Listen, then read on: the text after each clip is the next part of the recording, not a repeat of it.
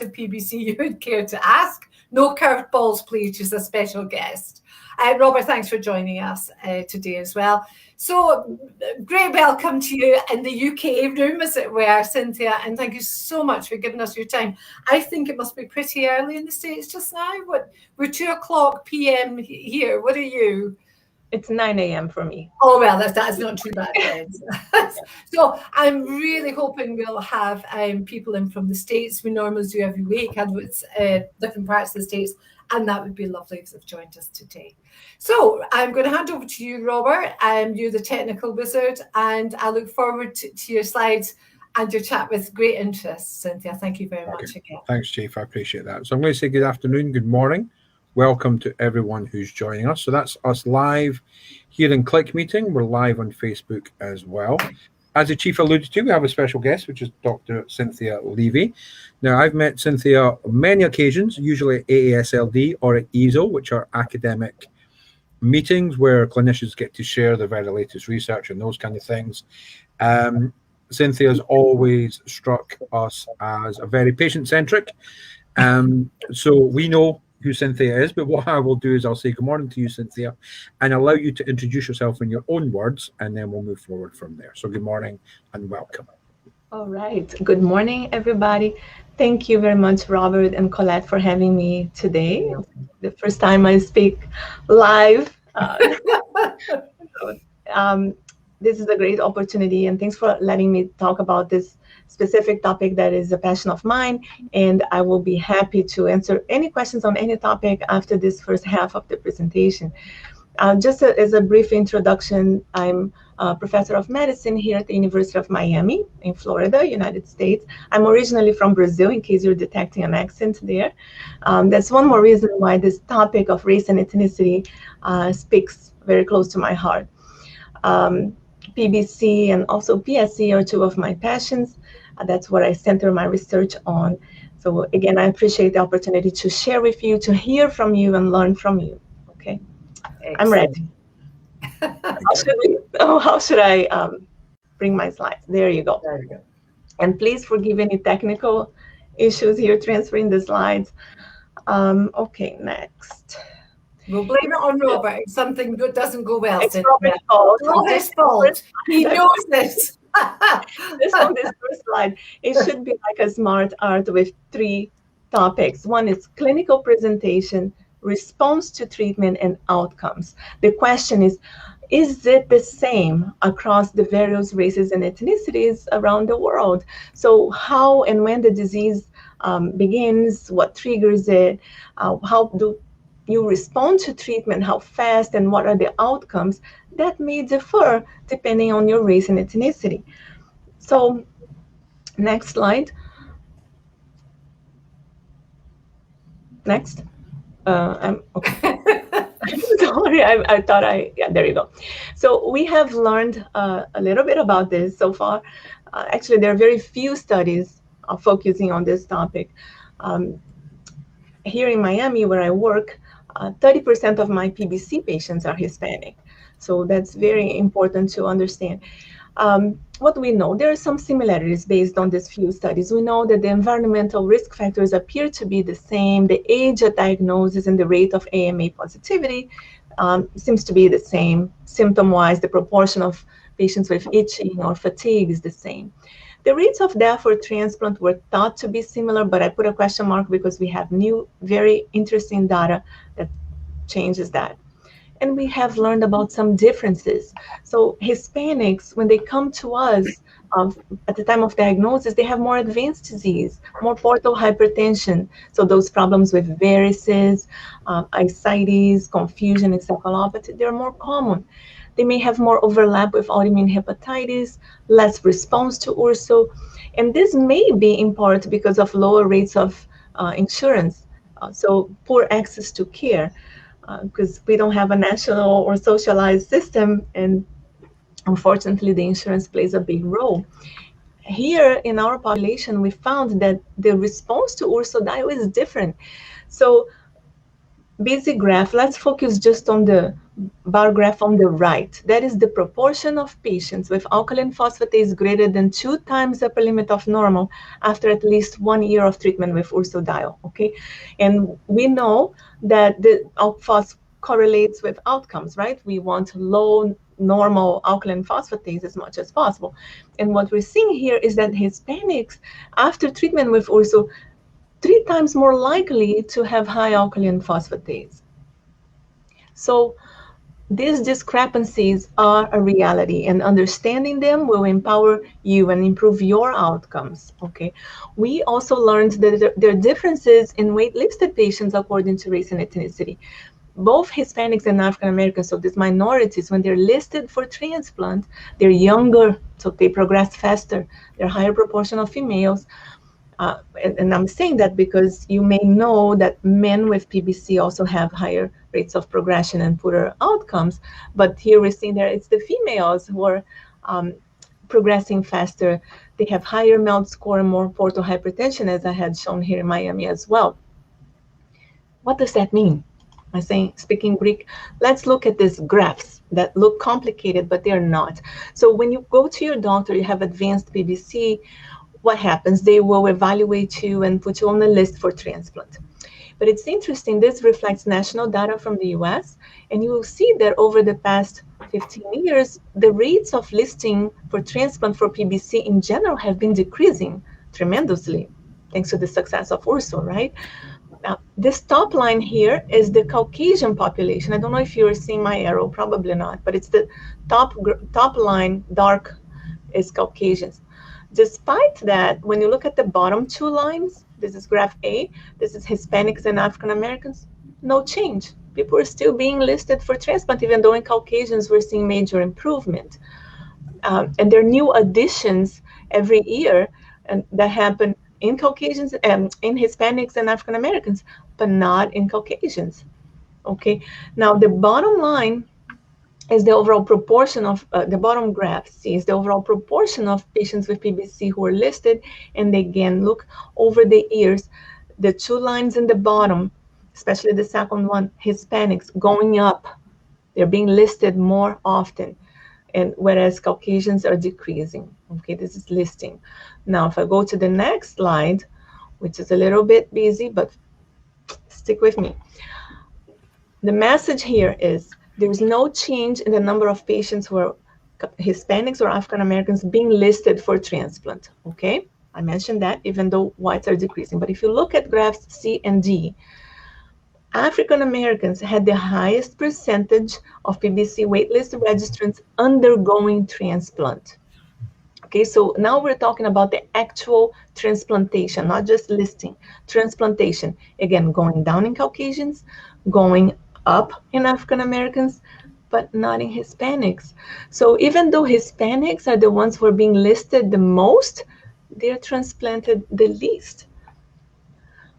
And that is due to an increased rate of attrition or mortality that happens when they're listed. So they're waiting for transplant, but they don't make it to transplantation. They're too sick and drop out of the list. I know these 2 curves look very similar, but statistically, there is a difference between them. So Hispanics had a 41% higher overall risk of waitlist mortality compared to Caucasians. Okay, we also see these discrepancies when you are admitted to the hospital with advanced disease. More African Americans dying in the hospital, and especially those who have the public insurance, the Medicaid insurance. Couple more slides to go over.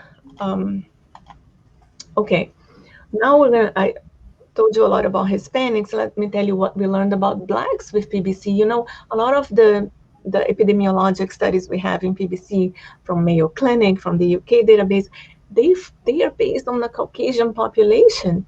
But in other parts of the world, we have a more diverse population, right? And PBC affects African Americans as well. But what this study did, the study is out of Detroit, Stuart Gordon initiated that, and looking at electronic medical records. Again, I know this is busy.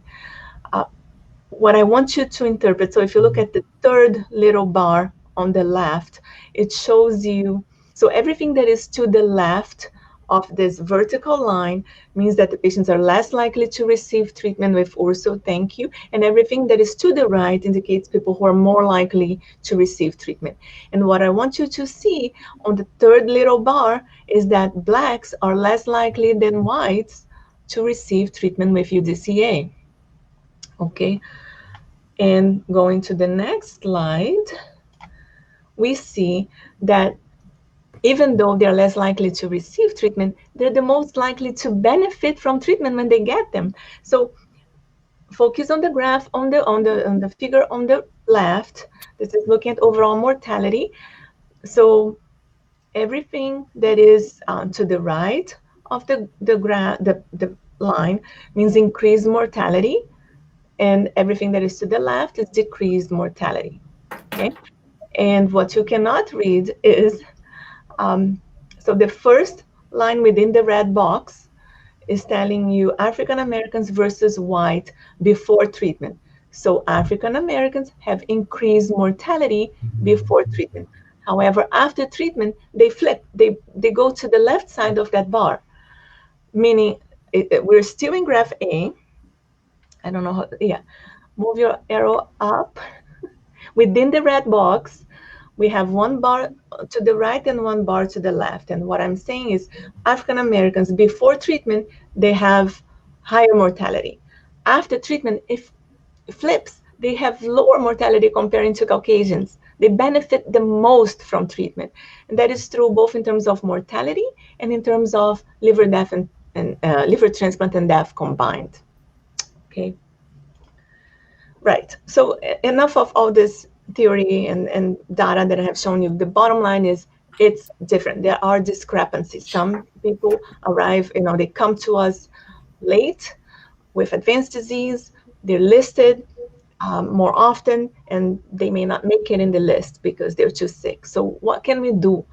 Well, in general terms, what I would like people to hear around the world, the PBC patients who are Caucasian are 2 times more likely to respond to our health surveys compared to Blacks, Hispanics, and others. So I want all of you, especially a diverse population, please speak up. We want to hear you. We want to know what your symptoms are. Are they different or not?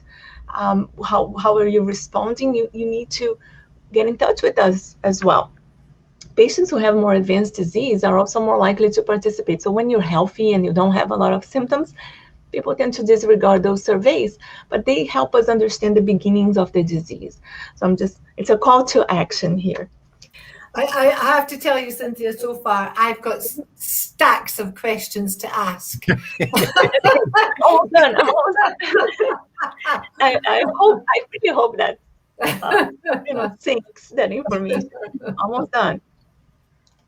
All right, consider seeing a PBC specialist at least once for consultation. Even if you're responding to treatment or your numbers are normal, you don't have symptoms, get in touch with a specialist. Know what, natural history is, prognosis, what are you looking at, important.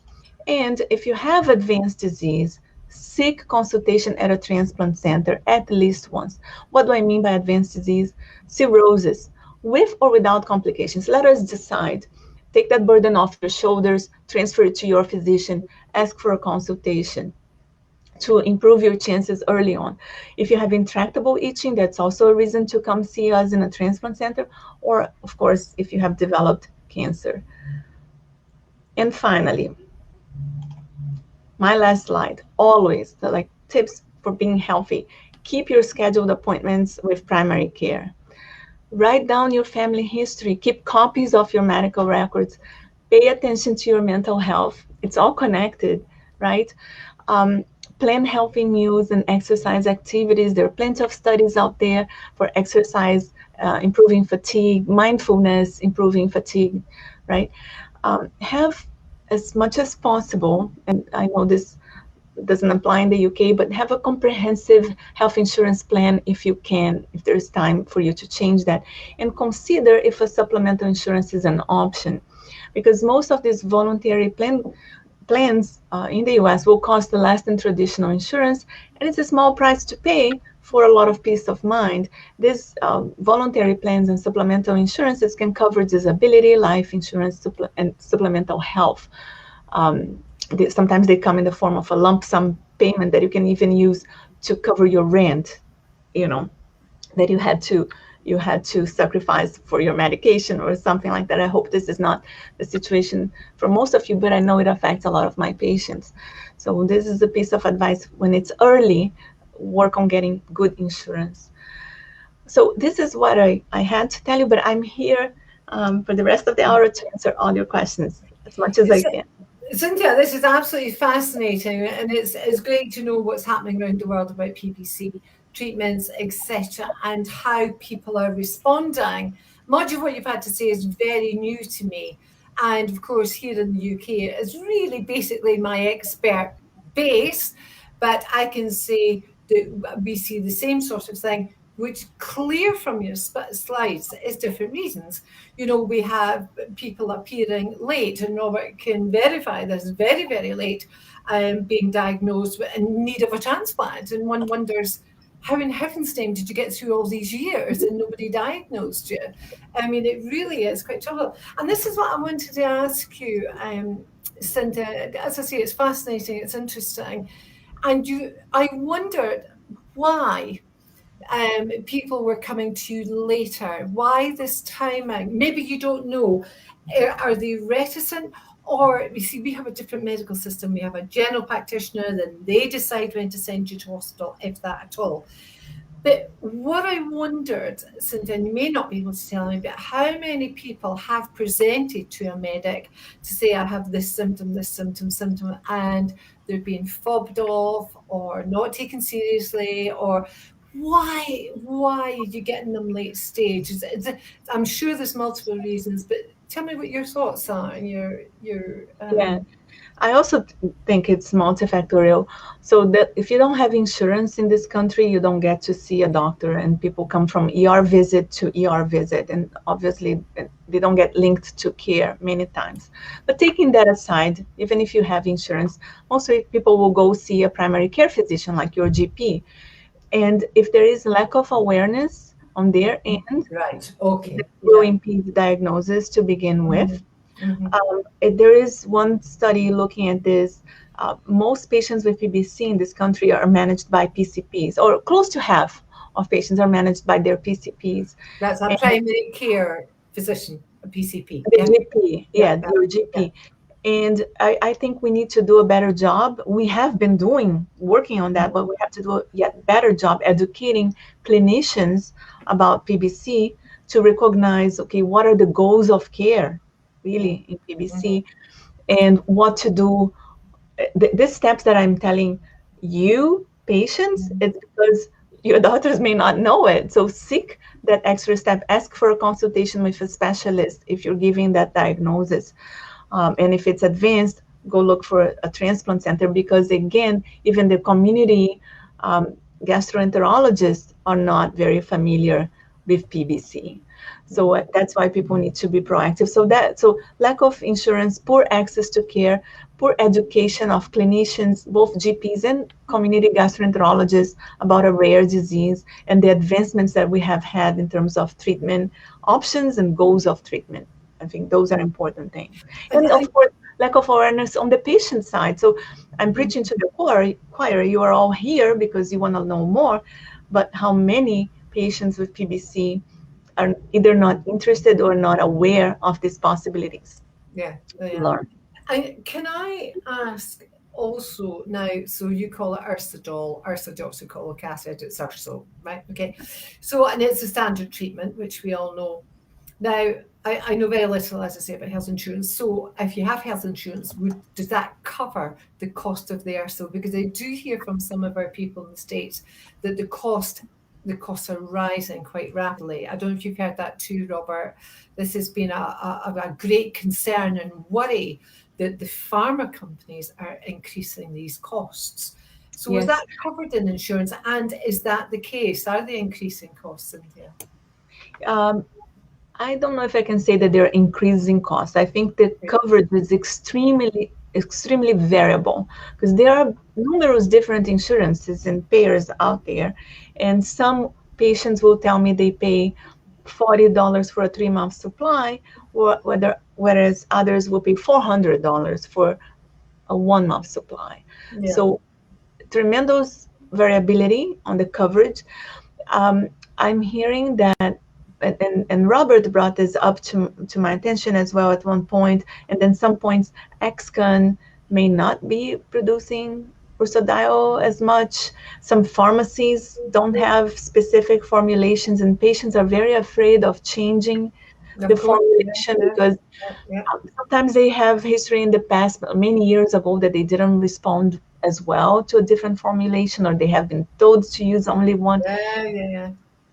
So yes, this is a challenge. I have a couple of patients facing this difficulty right now. It's not any critical situation, but it's highly variable. Now, there are websites. I found this the other day. WebMD is one of them, but there are others where you can compare the cost of ursodiol in several pharmacies here. Okay, so you can check, and they have different coupons. You have to be proactive. You know, sometimes assistance programs. That's a great tip, because WebMD is a very, very good site, and we look at it for a number of reasons. So that's helpful to know that they will actually do these cost comparisons, because this is important. This is very, very important. Right, I think I might have more questions. I found it fascinating. Robert, am I overtaking everything? Are people queuing? No, we've got a couple of questions in.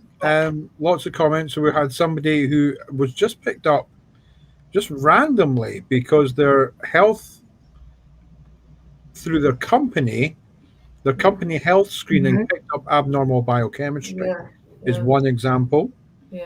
That is actually, if I may comment, Robert, that's actually one of the most common ways of making the diagnosis of PBC, because most patients are asymptomatic at the time of presentation, right? Some will have itching, some will have fatigue, which is non-specific, so they wouldn't know that could be related to their disease. Most patients have no symptoms at all, which is good, and they go for their annual insurance exam, or either an annual checkup if they are good enough to have that, or their company they have to do a physical to get their insurance through their companies, and there you go, liver test abnormalities. So how are these insurance companies picking up? Are they picking up the MA antibodies, Cynthia? No, it's a liver panel. The standard lab in the US, it's called Comprehensive Metabolic Panel, that has glucose, creatinine, BUN, sodium, potassium, total protein, albumin, AST, ALT, alk phos, bili, total bili, not even a GGT. That's what's in the panel. I see. Calcium. And then we know, okay, alk phos dissolve, or the transaminases are off, and that triggers. Many cannot get insurance, so that's what the insurance company does. They say, okay, absolutely, we don't cover pre-existing disease. This is prior to Obamacare. We don't cover pre-existing disease, so here, do some labs, and if there's any abnormality, they may be denied insurance, and they have to go do their further evaluation. Yes. Do you still have Obamacare in the States, Cynthia? Is that still a thing?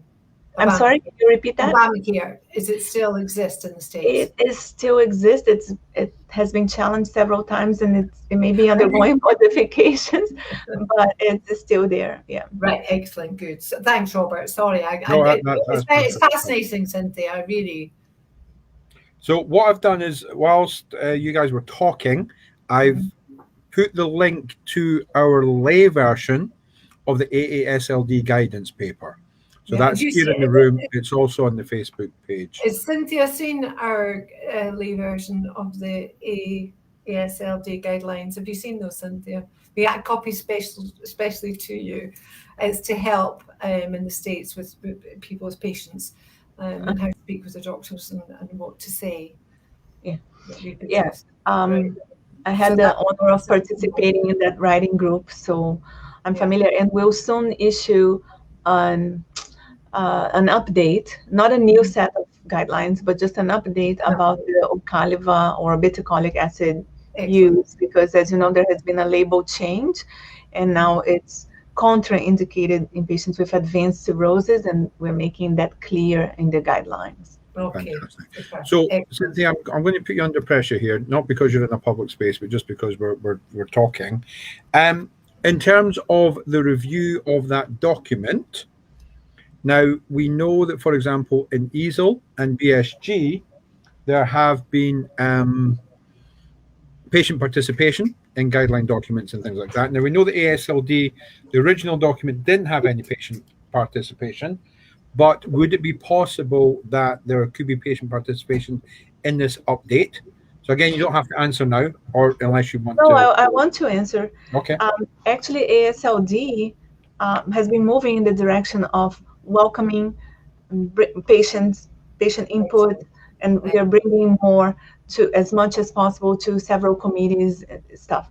So yes, in that first guidance document, there was no patient participation. Right now, it's not going to be an updated guidance document, so we're not going to start again the process, so there will be no patient input. It's just like an amendment regarding the OCAUs specifically. Mm-hmm. Now, we have the way we develop guidelines in the United States and guidance documents, those are two separate things. We have a practice guidelines committee, of which I'm currently a member. Excellent. And we have, I think, 18 members, including a patient representative, but it's not a patient of each foundation or society. It's a general patient who will look at the language, who will help us. And in fact, now ASLD is going to be working at developing documents specifically for patients, for different, an appropriate language that can be understood and used broadly. So we select a writing group to write the guidelines. That has to be vetted by the ASLD governing board. Then that leadership, that writing group develops the guidelines, and it undergoes revisions based on the comments from the writing group, from the guidelines committee. Eventually, when we get a final draft, it's approved by the governing board and it's published. So that's how it is. There is some patient input, but it's not society specific, or foundation specific. That's a bit of a shame. We'll have to work on that, Cynthia. I'm sorry, say that again, Collette? We have to work on getting more patient input, because patients know what patients need, and patients, they're the ones that are getting the doors closed in their faces, or they're having the difficulties. So I think we will strive for that. That's a great point. Yeah. But in the for ESO, is there currently a patient representative in each writing group? That I don't know. So I just know that on So I wouldn't have thought so, but I think again that's where the push is going. So we'll see what comes in terms of future guidance. Yeah, I mean, you're very young, Cindy. I'm very envious of you, but things have changed over the years. I mean, I've been diagnosed many years. I was in my 30s, I'm now in my 60s, and things have changed hugely. And there was a time years ago, the doctor was God, and doctor knew all, and doctor made all the decisions. Now, doctors are still God, I get that. But now it's in partnership, it's discussed with the patient. How do we want to move forward? Here are the options. If there might be one, there might be three. So it's, patients are involved in their own care, which is very, very, very helpful. It's very good. People love that. Is that happening in the state? I know I would with you. If I would imagine, if I was your patient, I'm quite sure you would love to sit and chat through my care. Does it happen widely, or is it not so? I think it's happening more. We have to make a change in the US. As Robert mentioned earlier, I try my best to be patient-centric, but it's not the case for everybody. I cannot say this is a generalized practice. And you can imagine specifically if a lot of this care is being provided by primary care physicians or GPs or community gastroenterologists, well, not hepatologists, not specializing in rare diseases. Sure. I wonder if a physician could even feel threatened by a very knowledgeable patient. So I get that. They should be conducting patient-centric, asking questions, empowering the patient as much as possible. That's how I do. I tell my patients and my trainees that's what the art of medicine is, right? To work with you, get the buy-in, because, for instance, I've had a PBC patient luckily she was early stage, very elevated alk phos, and she didn't want to go on ursodiol. That was maybe 3-4 years ago. So well-established urso value, but she was very based on, okay, I want natural medicine, I want to change my diet, I want to exercise. So of course I wanted to give her urso, and it's very hard for the physician to understand and work with a patient in that scenario. However, we said, okay, because other doctors had abandoned her when she just made that decision, right? And I said, okay, I will do. So we made a pact. We're like, okay, we'll do this for 6 months, a year. Because I know her PBC is not going to go from stage 1 to 4 in a year. No. And they say, okay, we'll do that for a year. This is what we're going to monitor. And would you be agreeable to trying a medication if your best efforts fail? So we have to work together with you, because ultimately it's your life, right? It's how you feel. We have to have trust to make the relationship work. But the good news about a patient like that, and we found this here, and I know they're listening in today, is that people have taken charge of their exercise. We practice movement as medicine, eating, etc. And we've actually, and Robert will confirm this, we've had people, one in particular, and I know she's in here today, who itched very badly, and she changed her whole way of eating, and she doesn't itch anymore. Yeah. And we have somebody else in France who was telling us the same thing last week. So it's good that people will look at what they eat, what movement they have, etc. And we work on this very hard, don't we, Robert? We encourage people, because we do hear there are benefits. It's not one size fits all, but I think it's a healthy thing to do. Anyway, no, Robert, I absolutely feel that. And if somebody tells me, doctor, every time I eat pineapple, I itch. So don't eat pineapple. I mean, you don't need to just don't eat the pineapple. It's fine. Yes, absolutely. Although I think that for symptoms, it's a little bit different from changing the disease progression. Right? Yes, absolutely. Forever and ever. Yeah. So a lot of education, redirecting as much as we can, but working together. And it is what it is. We have to take ownership and walk together. So I'm there for her and others. Whatever I said for you, Cynthia, I hear chocolate. Chocolate is not good. Moving on, Robert. So no, I was going to say. So I was really heartened to see your last slide, Cynthia, in terms of taking control, knowing your personal history, and knowing your PBC. So keeping your medical records. Now, every now and again, every week, I talk about the PBC app. So usually it's about the survey section and looking at using the patient experience to improve the patient experience. But this week, for a change, I'm going to talk about the tracker section. So this is where patients who are using the Foundations app can record they can record their blood tests, and they can backdate them. And the app gives them a very pretty graph of what their bloods are doing. And it does not only the liver, but it also does for example, the kidney test, your cholesterol, your diabetes test, all of those kind of things. So patients, again, can take control, put this data into the app, and they've got it every single appointment, because they've always got their phone. You can forget a piece of paper or leave it home by accident, but you almost never forget your phone. So it's there in the app, and then you can take control of your appointment. And the other thing you can do is record on a daily basis your symptoms. So you can look at your itch over the last month, or your fatigue over the last month, or your bone pain, or your restless legs, and those kind of things. So I just wanted to just bang the drum about the app in a slightly different way. And again, just allow patients to consider it and maybe think about that as a way to empower yourself. So I've got a couple of questions that have come in from Facebook. So do you mind if I share those at this juncture? So no pressure. So you spoke about OCA earlier and the fact that it's going to be incorporated into the new guidance, particularly with the black box.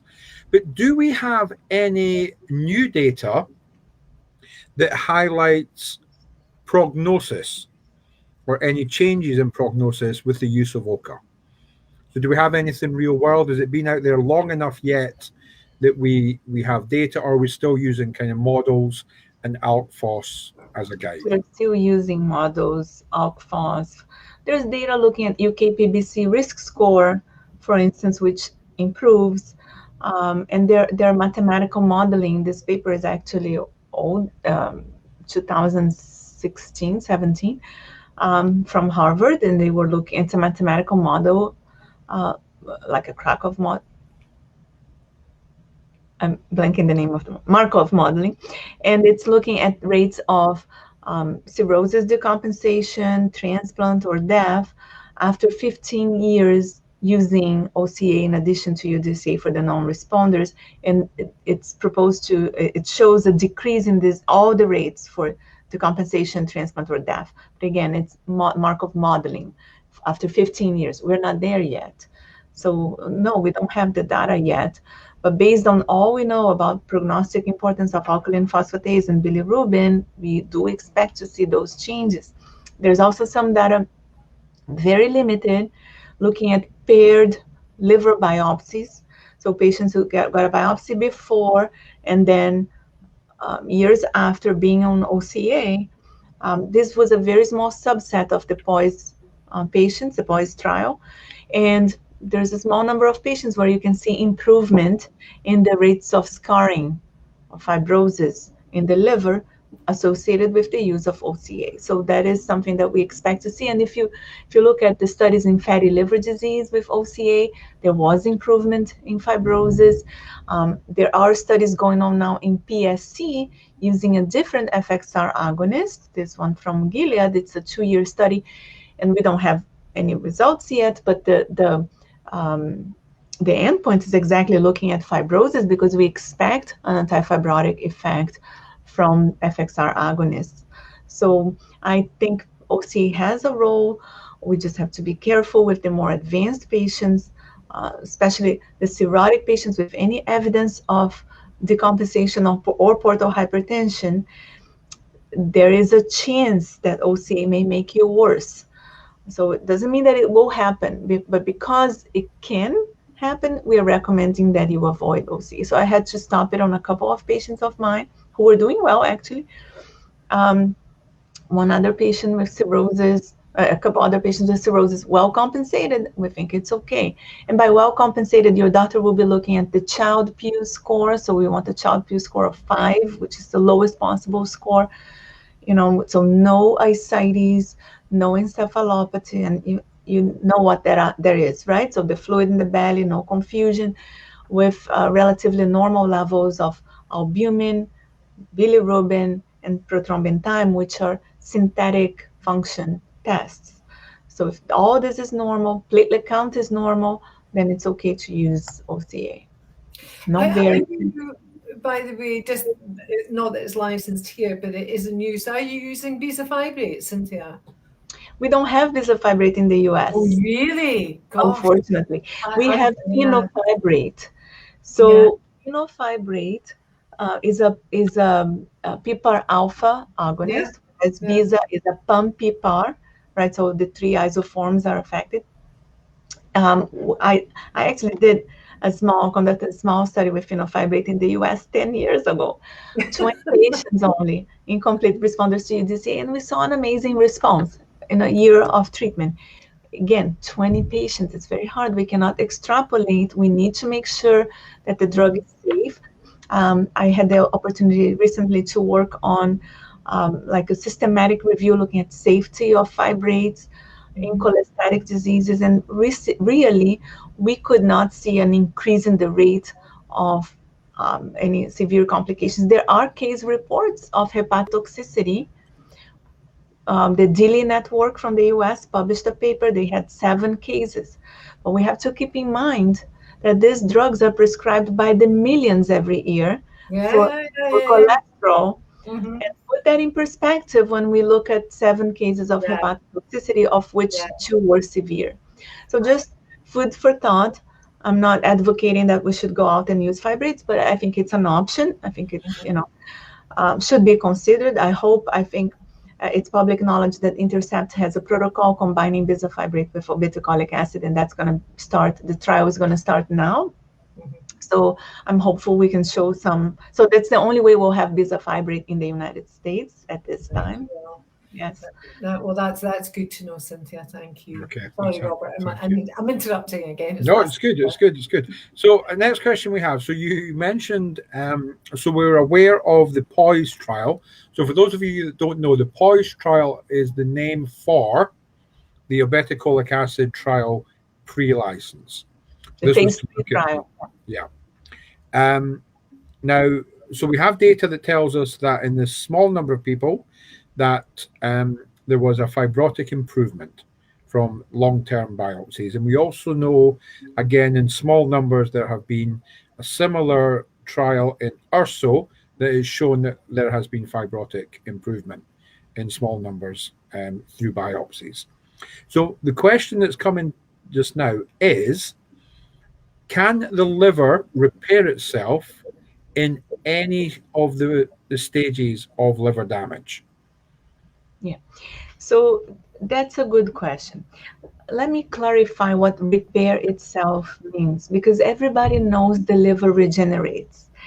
And patients come to me thinking that that means it will go back to normal, that the liver will heal itself. And that's not quite how it happens. So I think we can modify the question a little bit. Can the liver damage improve? Can any of this be reversed? And the question is probably yes, okay? When we do studies that compare biopsies, natural history, so we had the penicillamine trial years ago, that was a negative study and that's used as a natural history. We know that some patients go down, some patients go up in the fibrosis stage. And what we have to consider here is that every time we do a liver biopsy, we're taking a tiny little sample of a big liver and we're believing that that represents what's happening everywhere. But there is something called sampling error, which means my sample may not be exactly representative, and that is usually plus less one stage. There are studies comparing biopsies of the left and right lobes, and there can be a difference. If you do both at the same time, you can see a difference. So we have to be very careful, but we can see fibrosis reversal in the liver with pretty much any liver disease. We have documented it very clearly with hepatitis B, hepatitis C, fatty liver disease. So we know that happens. We can have some reversal, but you won't go from a stage 4 to a stage 1. That doesn't happen. You can go down one stage and stabilize, and that's great. If we do that, if we are able to, and that's what the 6 or 7 patients on OCA that had paired biopsies improved. That's what they had. It went down by one stage. And that's excellent. That means it's not progressing. I'm happy with that, okay? Because that means less trouble in the future. So this process of the liver trying to, when we say regeneration, that's what leads to cirrhosis. That's the scarring process and formation of nodules. That's cirrhosis. That leads to cirrhosis. But if you ask, can the liver repair itself? It can to some extent. And that's what we're hoping to do with all these treatments. Can I ask, please, Cynthia, do you biopsy all your patients? No. Was that very done? I'll tell you how. Well, I'll be honest that I may biopsy more than a couple of colleagues, less than others. Why? So what do we need for the diagnosis of PBC by our American and European societies, Japanese, South American? We want 2 out of 3. Yeah. Chronic, unexplained elevation of alkaline phosphatase, post-AMA, right? Or the PBC-specific ANAs, or histology findings that are characteristic. So chronic, unexplained. You give me a patient who has metabolic syndrome, okay, diabetes, obesity, high blood pressure, cholesterol issues, who has an alkaline phosphatase of 180 and the AMA of 1 to 40, man, I'm not convinced that this is necessarily PBC, and I'm not convinced that you don't have an association. Maybe you have both diseases. You can have fatty liver and PBC. And the more features of metabolic syndrome you have, actually, the higher rate of fibrosis that you can develop in your liver.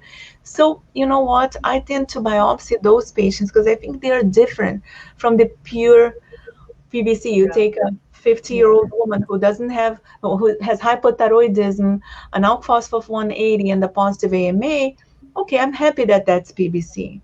So I take that unexplained very seriously, and I biopsy.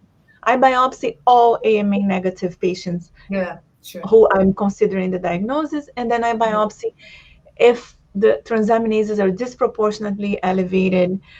If I'm considering an overlap of autoimmune hepatitis, some situations, then I will biopsy. And finally, if a patient is participating in a clinical trial that requires a biopsy. I don't biopsy to follow the disease progression. Okay, thank you for answering that. Perfect, thank you.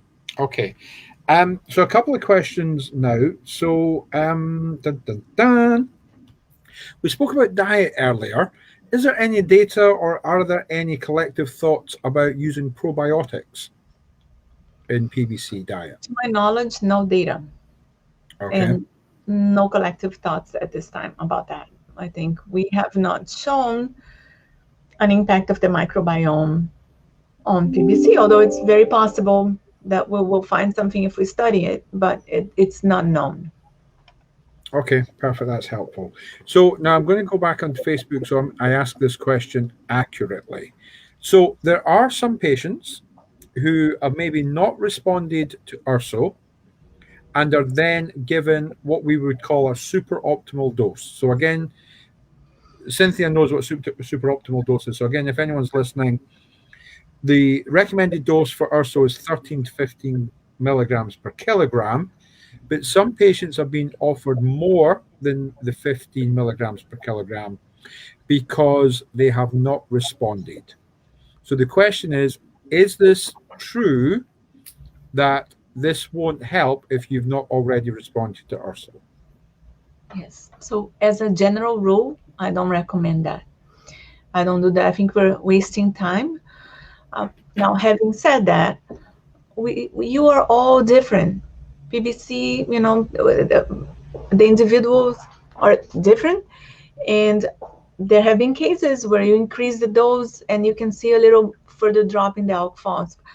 But I really do not recommend increasing the dose for several reasons. One, well, we have what happened, the example of what happened in PSC. When you increase the dose, you saw higher rates of decompensation and other complications, which we think is because of the specific subtypes of bioacids that accumulate. But the truth is, we don't know 100% exactly how and why that happened. So could that happen in PBC? So far, it has not been shown, but we don't know. And I think the benefit does not outweigh this risk. So I wouldn't do it. We're wasting time where we could be starting a medication that we know will help, trying to fidget with this URSO dose. And most studies show no benefit in increasing the dose beyond the 15. Sometimes, you know, we go to 17 just because of the weight of the patient and just adjusting the formulation so that they don't have to cut the tablet, something like that. I'm okay going up to 17, but not because I'm pushing the dose to try to see a response. It's just to facilitate posology and how you're going to take your tablet. So yes, I do not recommend doing that. I think if you're at that point that you're on the right dose of ursodiol and your alkaline phosphatase is above upper limit of normal, we should determine if you need to be on adjuvant therapy or not, meaning adding OCA or fibrate depending on where you are. There are parts of the world where OCA is not approved and fibrate readily available. So that's a possibility for certain patients. Or better yet, if you can join a clinical trial and help us find better therapies. Yeah. Okay, perfect. Thank you. Absolutely. So again, just for those that are listening in, and maybe it's your first time or you know, again, this may be helpful. So we're not in a position where we can give medical advice. We can give medical information. I want to draw you to a question, Cynthia, if that's okay. So somebody's saying that neither phenofibrates or OCA are an option. So what would they then do? What is the next option? What questions should they be asking of their physician? Well, it's not an option because of because the drugs are not available. It's not an option because they have because they didn't respond before or they had side effects, or it's not an option because they have advanced disease and now the drugs are actually contraindicated. And each one of these cases would have a different response. If you're too advanced and that's why they're not an option, then you need to be seen in a transplant center and determine what the next step should be. If you had side effects or if you didn't tolerate the drug for whatever reason, then maybe a clinical trial would be a great option for you, because really there are no other drugs available outside of being a clinical trial. Yeah. Right. So it's important to know why are those drugs not available or not a possibility. No, that's perfect. So they're not an option because of side effects, and you've addressed that. So thank you. I'm going to ask you a US specific question, because again, we're used to speaking with Dave Jones and James Newberger and Palak and all these guys from the UK. So if we had a US patient who was interested in a clinical trial, what's the protocol, or what are the steps that they need to take to get involved? Thank you for this question. Well, there's the website clinicaltrials.gov, which is very easy to navigate. You put primary biliary cholangitis there, and they will tell you all the trials that are enrolling. And in the page for each study, there are which sites are participating, and with a link, so you can get the ones that are closer to you. I will tell you, in the US, many of the companies will pay for travel depending on where you are. So you can contact me directly if you want. And at the Shift Center, we have pretty much all of the clinical trials that are going on nowadays in PBC, either for PBC itself or for itching. I'm happy to redirect you, and if we have the study, we can see if there's any way to bring you in, or if not, we can find a site, we can help you find a site close to you. We can put you in contact with the company directly, and they will tell you what's the best way, or the CRO, so the intermediate that helps manage the study, and they will help you find a site. But clinicaltrials.gov is your friend, because all the studies are going to be there. Or you can Google the Shift Center for Liver Diseases, where I work, and we'll also have the studies listed and some contact information. That is fantastic, because, the figures, the data, statistics we have is that there are not enough people with PBC being invited, being asked, being told about clinical trials. And PBC people, as you well know, are a lovely bunch of people, and they're keen. They're keen to get involved in these trials, so that is extremely helpful information. Okay. Thank you. Yeah. Okay, that's perfect. Thank you.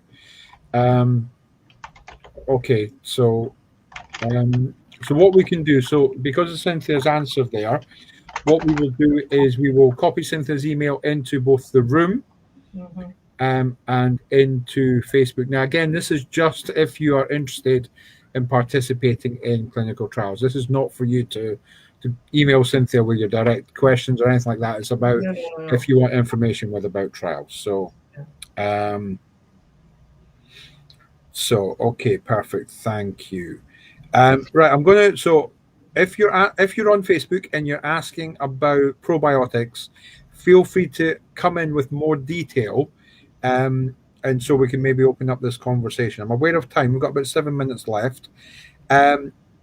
So somebody's found a phase 2 study looking at safety and efficacy of probiotics. Now, I don't know if this is PBC specific. So if this is you talking about probiotics, feel free to put in as much detail as you have, which would help. But yep, no efficacy. It may be that there has been a small study. I don't recall seeing it, but I know for sure there's nothing that has shown efficacy with probiotics in PBC. Okay, that's helpful. Thank you.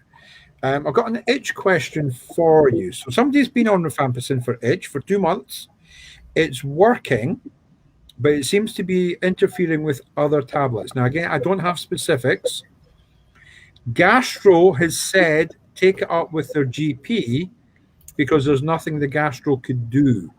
Are you experienced in this kind of issue? Do you have any recommendations that you maybe make for your patients where, the rifampicin is working, which is great because we know the issue that itch can be for quality of life. Is there anything that can be done in terms of taking medications, again, in general terms?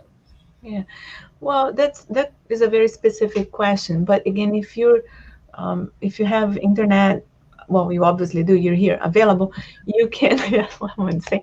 You can look at interactions. There are sites, for instance, Hippocrates. It's free, and you can enter all your medications there, and it will tell you which interactions are happening. So you can find what drug they think is interacting with rifampin and substitute one of them.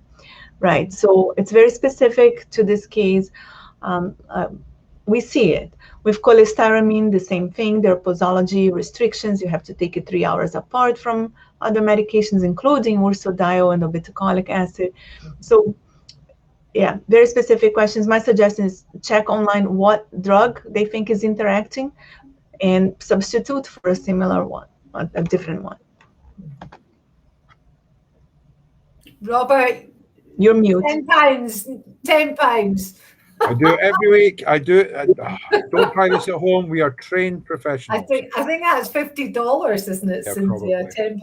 £10. So every time I do this, we have a fine to be paid of the charity of my choice. And he never pays, Cynthia, never. You never pay. If you know of any good charities, I'm listening. No. So, okay. So we've been asked again, what is the website for drug interactions, please? Well, look for Hippocrates, Epocrates. It's an app, actually. It gives you drugs, doses, contraindications, side effects, and there is a specific tab for interactions. But also, if you just Google rifampin drug interactions, it will tell you a list of the most common ones, and you can see if that's something that you're taking. Okay, perfect. Have we got more questions? There's something I would actually like to say to Cynthia before we close today. So I think we're about to close. We're out of questions on Facebook, and I'm not seeing anything in meeting. So over to you, Chief. Thank you. Everybody, and I know we've got quite a few people on Facebook. The numbers get thrown at me on my machine here. Cynthia, there's been quite a lot of people in today and they'll be very interested in what you've had to say. And I know you've answered general questions about PBC, questions about PBC in the States, and the Hispanic issues that you have brought to our attention has been fascinating for quite a lot of people, and me too, because these are things that I don't know. What I would say to you is, and I can understand your particular interest, as mine is in PBC, because I have it, I do understand that.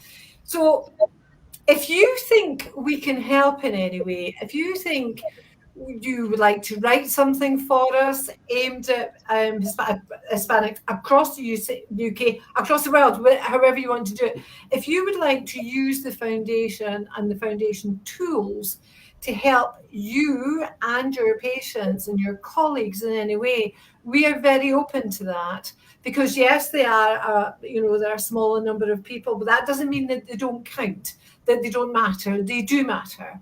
What matters in this foundation is PBC. So I would like to leave that open with you. That if you feel free to contact me anytime, any suggestion you might have, anywhere you think we could help, I am very, very open to doing whatever we can to assist you and your team and your patients. Thank you, Collette. That's beautiful. The mere fact that we're here talking about it and spreading the word, bringing awareness, that's what's important.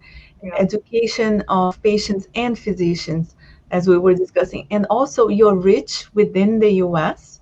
Yeah. It's so important because the more opportunities we have for our patients to learn, the better. So I think, keep advertising, keep bringing our US patients into your foundation so that they can have access to this discussion. I'm going to say something, Jeanette here. Jeanette said, thank you very much. That was fascinating. We've come a long way in this country with PBC, and we want to share it. The people who are in here today, the people who will come back, this is going to be recorded on our YouTube channel and it will stay there. And people know about it and people go and look at it. And it's making me feel actually very fortunate and very lucky, Cynthia. So please bear in mind what I've said. We want everybody to have what we have. ultimately, then we can get a bloody cure and we can all go home, right? Or you There can go you go. and specialize in something else. But we want to share the good and the things that aren't so good, and let's see what we can do for everybody in the PBC world. And Robert will tell you, I'm a grumpy old woman, but I'm an absolute sincere woman. I really am. So I'm speaking on behalf of, I know our thousands of members would actually feel disappointed if I didn't say this to you. Thank you. Thank you very much for your support. Welcome. I'm going to thank you so much for your time and coming here. This is wonderful. Please tell your colleagues about it if they want to get involved. We'd love that. Robert, that's been very successful. Excuse me taking fright, but please don't give me blank screens and then say, right, we're going to talk about this. So, Because you two want to see something. Robert knows I'm not very tech handy. I do pen and paper, Cynthia. So, Robert, thank you very much. I will be seeing you later on. Cynthia, bless you. I wish you so well, but I do hope that I will hear from you again. Okay. And sure. From everybody here in the UK, thank you with all my heart for coming here today. It's meant a lot to a lot of people, and Robert too. He was very keen on this. So thank you both. And everybody out there, if you feel you want to get involved and it can help Cynthia in any way, take a pen pal. One of maybe Cynthia's patients might want to write to somebody across the Atlantic, because this is what we're doing. We're encouraging people to contact each other across the world, Cynthia, and have another PBC friend somewhere else. So if anybody's interested, come and contact the office, and let's see what we can do. And in the meantime, all the very best. Robert, I'll see you later on. Perfect. All right. Thanks again, Cynthia. Thanks. Thank you, everyone. Thank you, everybody. Have a great day. Take care. Bye.